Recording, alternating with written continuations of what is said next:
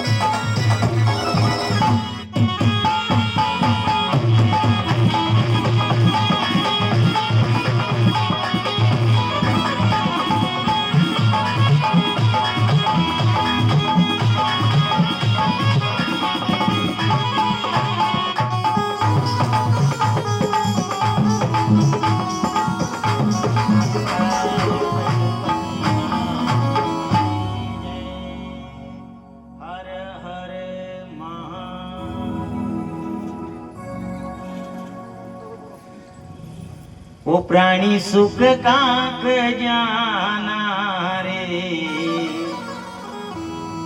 वो राम जी के भजनों में।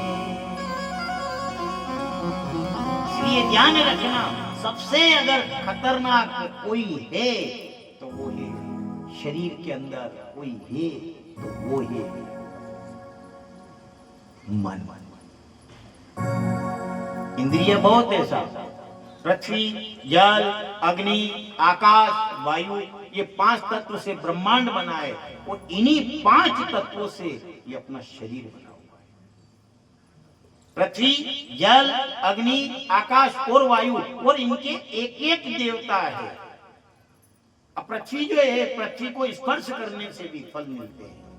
आपने देखा होगा, अब मान लिया जाए ये तो परमात्मा ने बनाया, इसलिए ये शरीर इससे बना हुआ है, तो इसका तत्व इस शरीर के अंदर है, तो इस तत्व से जुड़ा हुआ होना चाहिए। अब बहुत सारे क्या कर लेते हैं, मोजे पहन लेते हैं। अब बोलो साहब, पृथ्वी पे तो टच होते ही नहीं अपने यहाँ, तो फिर भी अपनी स्थिति अपन ठीक है, अपन गांव के हैं और गांव में तो मर्यादा है। पर आप शहर में जाना, शहर में तो रसोई घर के अंदर भी चप्पल जी को सबके ये चप्पल ये तो अच्छी है साहब, घनी बढ़िया है चप्पल है, तो एक काम करो करके माथा मार दो, मेरे को माथे पवित्र भी जाएगा।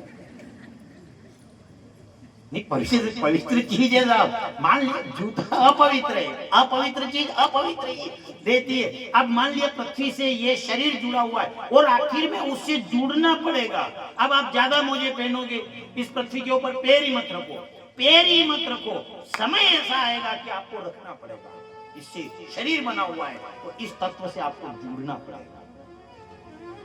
जैसे कम समझ में आ रहा है, अपने यहाँ कोई अपना परिवार जो है, अपना परिवार गांव में है, यहाँ है, और अपने परिवार वालों की कोई सर्विस लग गई और वो मान लिया जाए अपनों से 500 किलोमीटर दूर है, पर जब कोई अपने परिवार वाले की मृत्यु हो गई तो वो सूतक उसको 500 किलोमीटर पे जाकर पकड़ लेगा। वो वहां भी रहेगा तो वो सूतक उसे पकड़ लेगा। वो पूछेंगे साहब आपके पैर में जूते नहीं साहब हमारा परिवार में कोई, तो आपके तो अच्छे यहाँ सब बाल बच्चे सब अच्छे, अरे नहीं यहाँ नहीं, हमारे गांव के अंदर।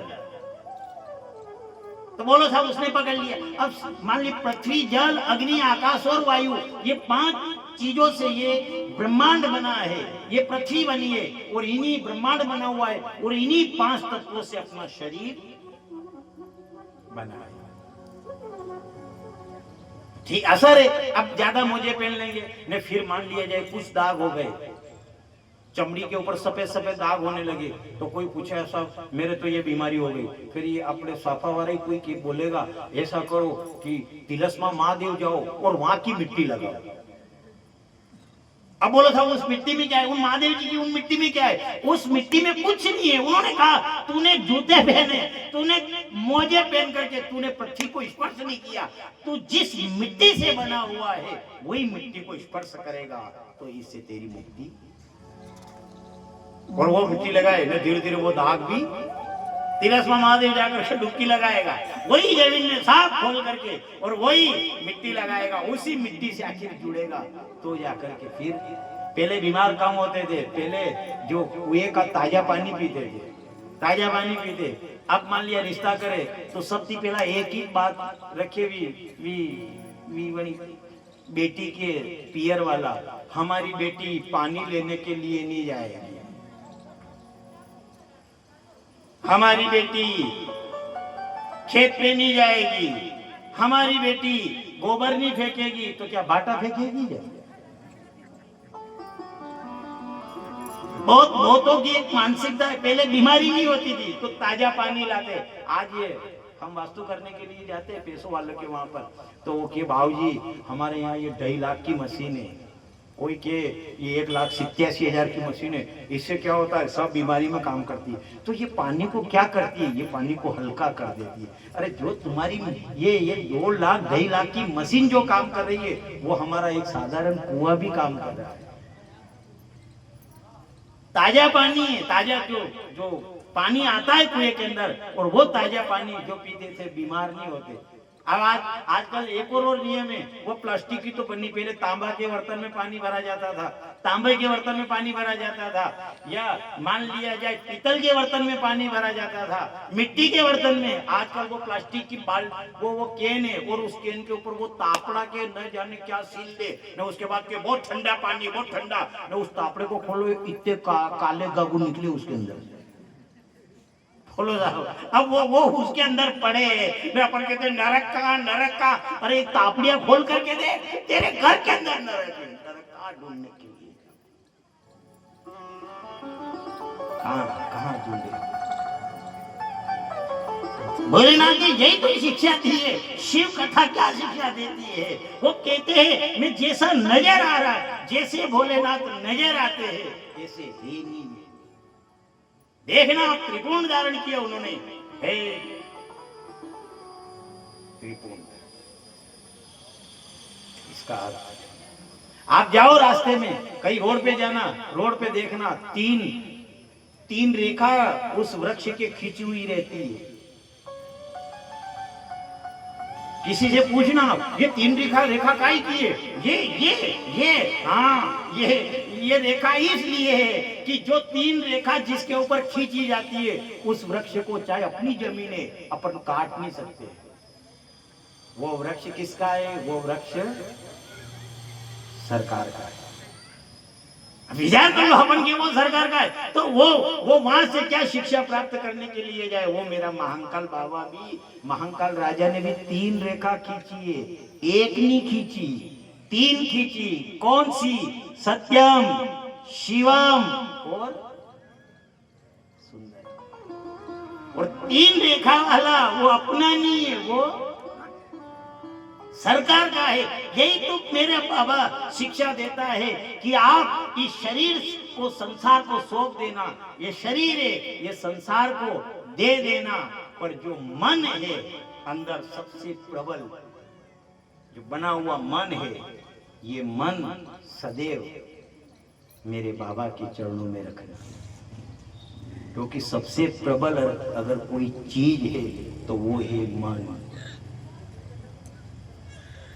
मन कभी, क्योंकि मन नजर नहीं आए, वो जो नजर आए वो संसार को दे दो। ये तन नजर आ रहा है तो तन सौंप दो संसार को, लेकिन अगर मन नजर नहीं आ रहा है तो मन नहीं देना। मन जो है, ये मन जिसने बनाया है वही इसको संभाल सकता है। बहुत के साहब मेरा मन नहीं लगे, मेरा मन नहीं लगे। एक ध्यान रखना, अगर संसार को दिया है तो आपको कोई बचाने वाला नहीं है, इसलिए आप ये तन है ये संसार के सुपुर्द कर देना। लेकिन जो खास चीज है, खास है, इसके ऊपर कभी संसार को मत बैठने देना।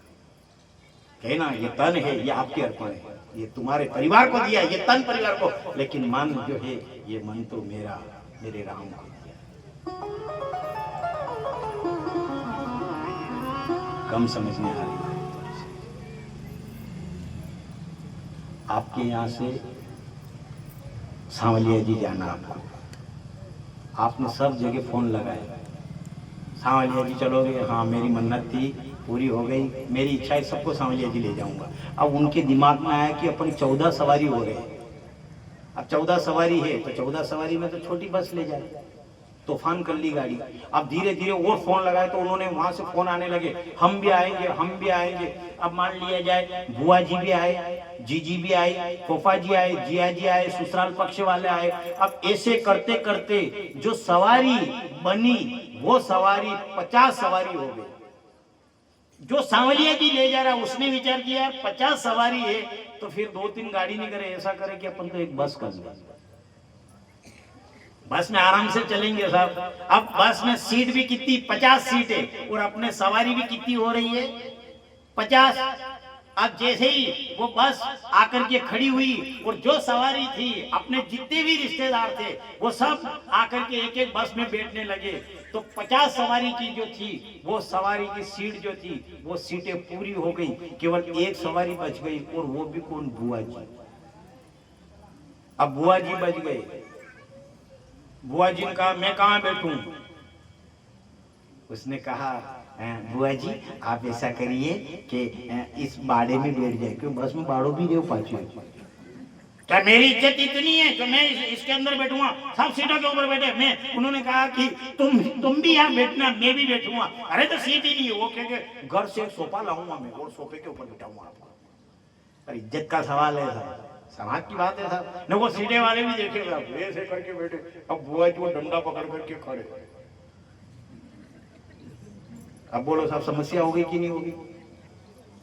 शरीर आप संसार को दे देना, शरीर संसार को दे देना, लेकिन मन है, वो मन संसार का हक सदैव इस शरीर के ऊपर रहे चलेगा, लेकिन मन के ऊपर हक तो केवल मेरे बाबा का ही चलेगा। रहता सभी के संग हूं, करता न किंचित अंग रे। रहता सभी के संग हूं, करता न किंचित अंग रे। जो रंग पक्के में रंगा, चढ़ता न दूजा। जो पक्के रंग में रंग जाता है, उसके ऊपर दूसरा रंग कभी नहीं चढ़ेगा। अब साहब बुआ जी इधर देखे, उधर देखे, वो सीटे वाले भी मस्त होकर के। अब बुआ जी नाराज हो गए।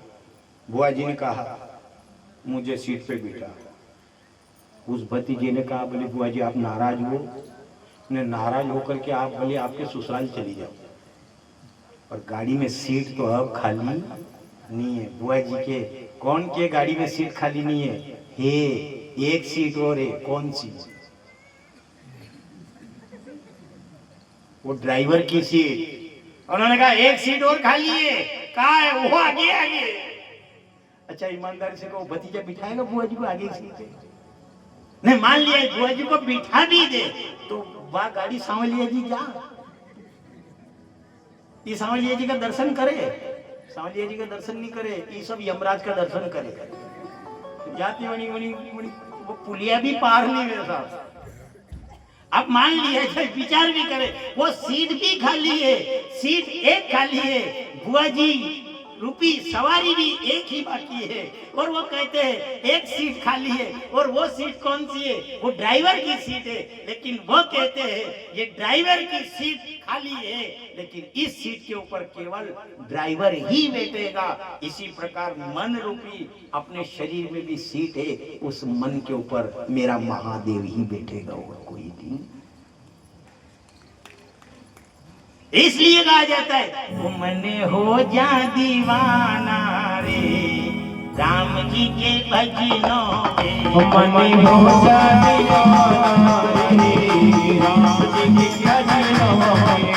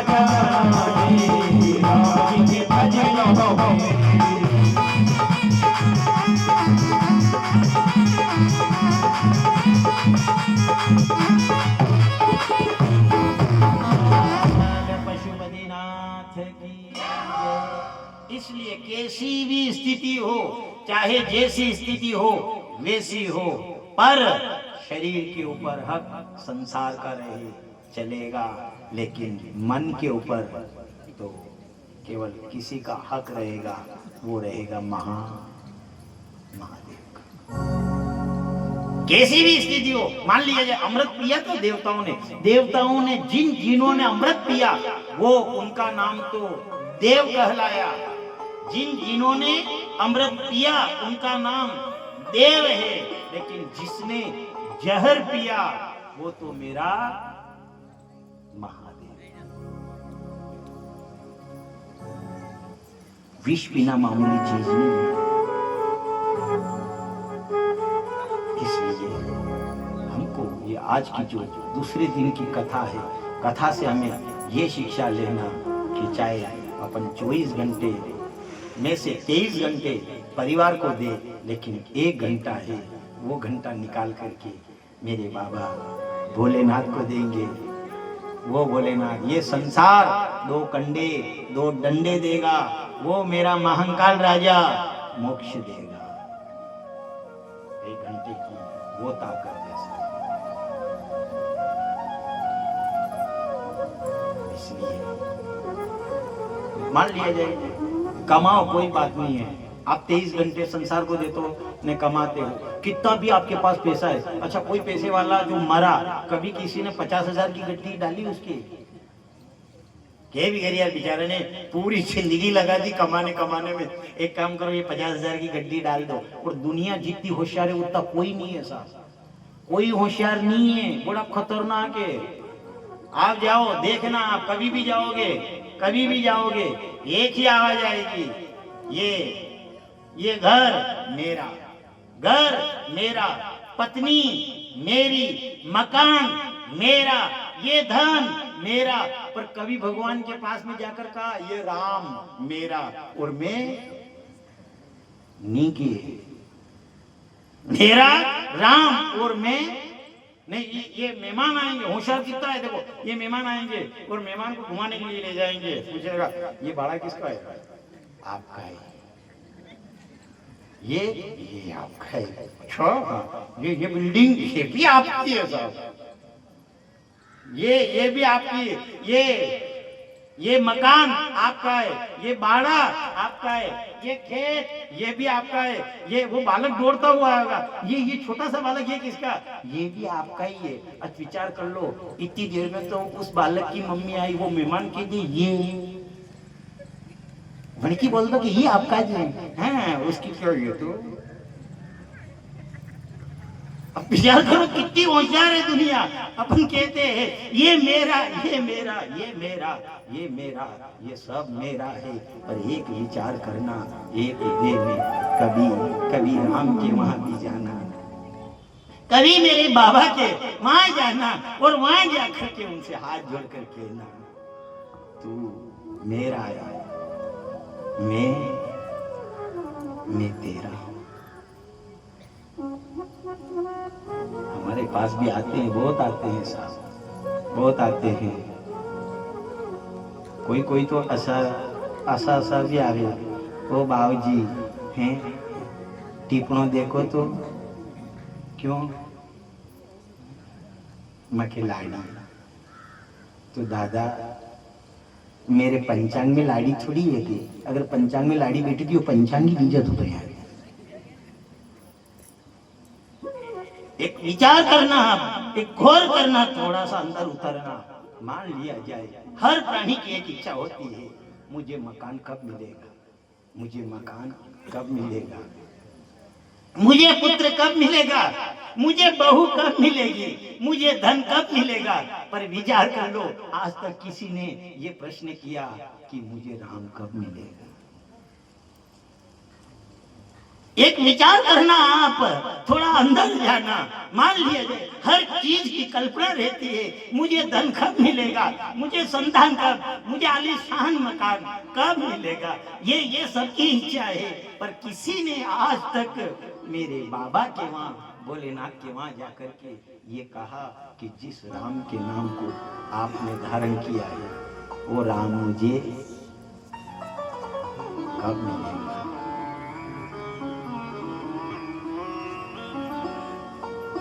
विचार करना। और ये किसी ने कहा था, किसी ने कहा था, और वो थी और कोई नहीं थी, वो चित्तौड़ की रानी थी जिसका नाम था मीरा। जब कोई जोशी गया वहां पर पंचांग खोल करके बैठा था, किसी दासी ने दौड़ते हुए गई और दासी से जाकर के कहा, अरे आज अपने यहाँ एक जोशी आया है और वो पंचांग खोल करके सही सही बताता है, जो आपकी इच्छा है वो कब मिलेगी वो सब बता देता है। जब उस दासी की वाणी को सुना ऐसा जोशी आया, हाँ ऐसा आया है। उस मीरा की आंख में आंसू आ गए। रजवाड़े की जो रानी थी, उस रानी ने कहा उस दासी से, तुम जाओ और बुला करके लाओ जोशी को। और जो जोशी, जो पंडित जी चित्तौड़ गए, उस गढ़ के अंदर गए, वो भी घर के करके गए थे। आज रजवाड़े में जा रहा हूँ, आज रजवाड़े में जा रहा हूँ, आज अति पैसा लेकर के आऊंगा, मैं राजा के दरबार में जा रहा हूँ। घर पर भी जोशी पंडित ये कह करके गया। इधर जैसे मीरा ने जब उनसे कहा, तभी इधर मीरा ने कहा उस दासी से, बुला के लाओ, इधर आज मैं उनको दान दूंगी। और दान देने के लिए मीरा ने हाथ में एक हीरा लिया। पंडित जी भी गए, पंडित जी ने देखा आज माला माल हो जाऊंगा मैं। इधर जैसे ही पंडित जी गए, इधर महल के अंदर गए, मीरा जो रानी थी बैठी हुई थी, इधर पंडित जी गए, अपना पंचांग हाथ में, अपनी पोथी हाथ में। मीरा ने कहा, ब्राह्मण देवता, हाँ आप सब बता देते हो? हाँ मैं सब बता देता हूँ, मेरी पोथी में लिखा हुआ है। आपकी पोथी में लिखा है? हाँ। अगर आपके पास पोथी है, आपके पास पोथी है और आप बता सकते हो, तो इस मीरा के हाथ में भी हीरा है। जिंदगी भर कमाओगे, कभी नहीं खुटेगा। जिंदगी भर इसको बेच करके इतना पैसा आएगा, आपकी जिंदगी निकल जाएगी। उन्होंने कहा, बोलो क्या प्रश्न है आपका? उस समय मीरा ने हाथ जोड़ करके उन ब्राह्मण देवता से कहा, कहो जोशी राम मिलन कब होसी, कहो नी जोशी राम मिलन कब होसी, कहो नी जोशी राम मिलन कब होसी। मीरा ने गमन करके नहीं कहा, मीरा ने कहा, अगर आपकी पोथी में लिखा हुआ है और आप सच सच बताते हो, आपकी पोथी बताती है, आंख में आंसू आ गए, मेरी इच्छा है ये जितना भी मिला ये सब यहीं का यही रह जाएगा। हाथ जोड़ करके कहा, खोलो आपकी पोथी, आपका पंचांग खोलो और मुझे बताओ। कहो जोशी राम मिलन कब होसी, कहो नी जोशी राम